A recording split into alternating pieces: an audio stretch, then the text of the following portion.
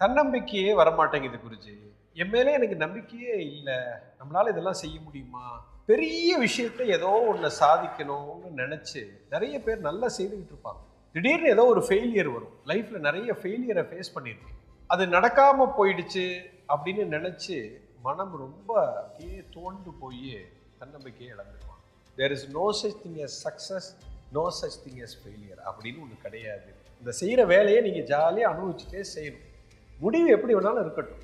தன்னம்பிக்கை வளரணும்னா பெருசா ஏதோ ஒரு விஷயத்த இல்ல, சின்ன விஷயத்த இதை நான் இன்னைக்கு செய்யணும்னு முடிவு பண்ணுங்க, அதை செஞ்சு முடிச்சிடும்.